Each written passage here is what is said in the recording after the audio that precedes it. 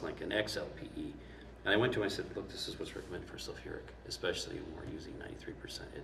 It's got a specific gravity of 2.0, 1.96. We need that extra stiffness. Oh, you're right. We got to call the vendor. The vendor, the tank was already purchased and sitting out in the warehouse, next to the warehouse. Big 250 gallon tank. We're stuck with it. So I talked with the supply chain. We try to get the tank returned and get another tank. It became more problematic. The vendor came not to like me personally. I explained to him and gave him documentation. The vendor became more agitated because he didn't want to have to take the tank back and provide another tank. And so with the supplier chain agreement that was developed, we were stuck with the tank. So what the vendor decided to do was give a 3-year warranty on the tank. Okay. And this was done while I was off hitch. So when I went home for 2 weeks and the other process engineer came on, they kind of got together and collectively had a conference call with the vendor and decided we're going to stick with the tank we have. And so initially my recommendation was to get another tank. So I come back on hitch and Mike explained to me, Kevin, we're going to go ahead and use the tank anyways. So whatever the team decides to do, you think is best. If the tank may not, it may last 12 years. It may not. He says, we're going to roll the dice. I decided to roll the dice. I know it's probably not the best recommendation, but I'm going to overrule you on this one. We have the tank here. We need to get the thing installed.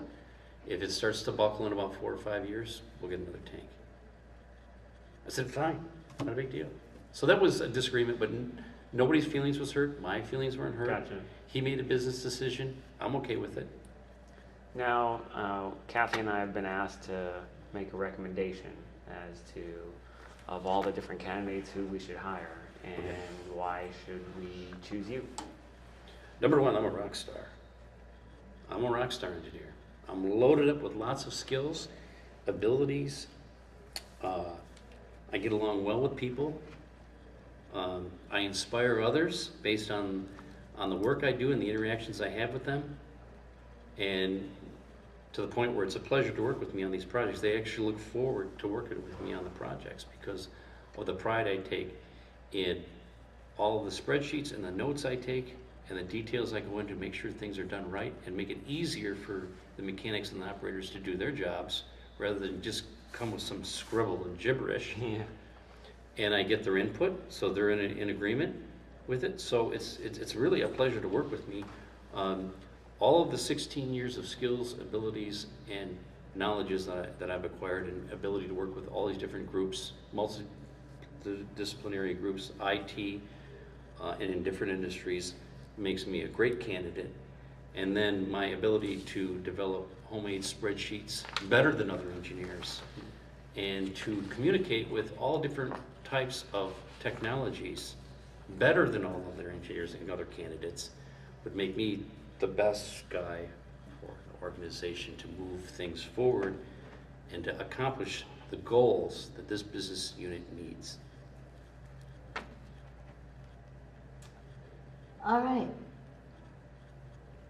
If we hire you and you go into your new employee orientation and an old girlfriend that hates your guts is giving you, I'm just teasing. Okay. That was his question. I didn't know you were going to make him answer that also. He told me that happened today at the career fair. One of the HR people was an old girlfriend who hates his guts, and so I told him if I'd had time, I would have asked him that. And so, but we're not going there. Okay. All right. What's her name? I might know her. I don't want to get into it. Might have dated her. Okay. All right. Well, I think we're good with what you can do for us. Is there anything that we should know that you think is going to help us hire you that you have not told us? I can't think of anything right now. I mean, I'm the guy for the job. I'm better than the other candidates, and I want the job. And I guess the last thing, there is one thing. I love the operations side of the business. I don't want to have to go back to a regular office like in these other assignments I've had. I love the job out at Lost Cabin. I'd still be there if there was an oil and gas layoffs, obviously. And my intention was to transfer to another facility at some point. And so I like working on the operations side of the business. It's my number one goal is to stay on the operations side of the business. And I think this is an outstanding opportunity for me to make the kind of contribution in the areas that are going to bring happiness to my everyday work and really drive the success of the business unit forward. All right. Thank We'll you. see if you get that opportunity. Okay.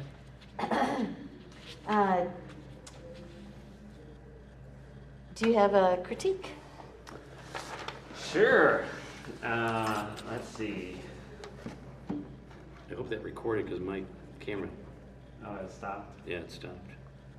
Let's see. So, I really like that you had talked about that you were working on your interview skills, and that was an area of weakness that you had been directly addressing. I think that was it resonated well and very realistic, and it built that trust because you were just upfront with, hey, this is what I'm really working on, and it was a process that we're in now.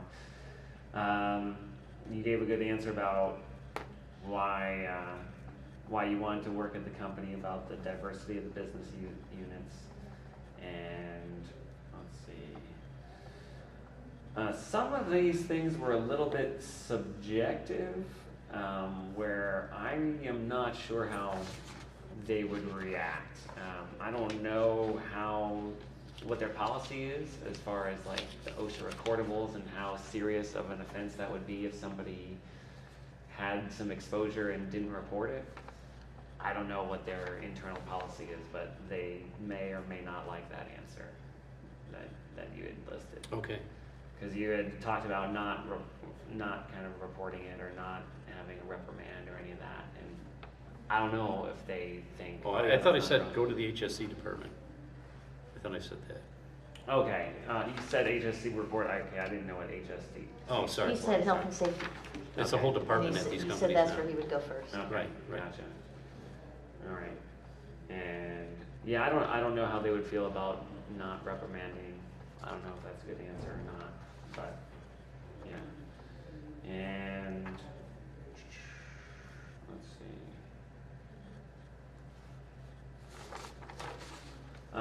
This is kind of if you happen to have somebody that's a grammar Nazi. At one point you said, I haven't forgot nothing. And if you happen to have a grammar Nazi on the panel, they won't like that. Sure, thanks. And Not a big deal, but. I should have, he also said a couple of verb things. I should have went to the so-and-so instead of I should have gone.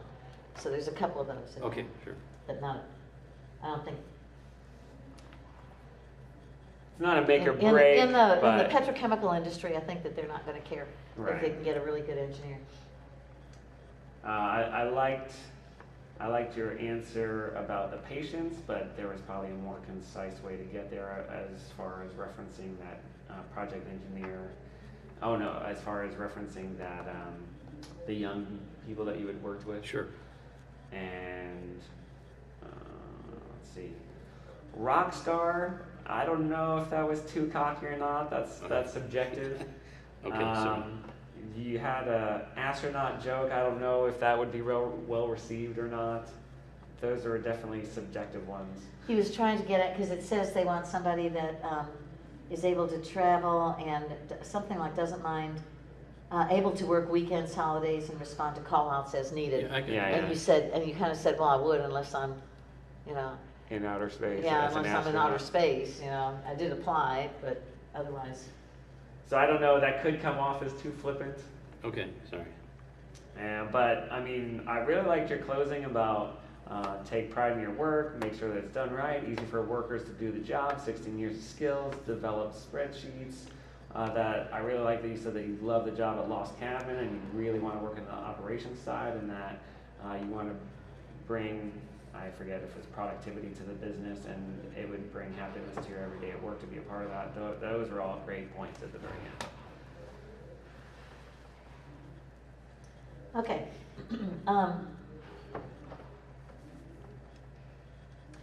I'm kind of surprised.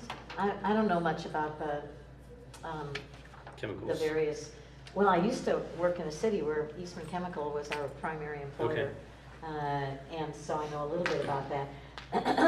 But I'm a little bit surprised to see a company like Conoco, at least on paper, whether they really walk this walk, it's all about safety. They've got, in the first little 2 paragraphs or something, they said safety 4 times. Oh, yeah. Safety and environment, safety and environment. We do not normally think of petrochemical companies as being nearly that focused. Are they just doing that? Are they just saying that? Do they really care about safety and environment? I thought really maybe we should, because you said some good things about safety and steps that you had taken to improve the safety and all that flange stuff and everything.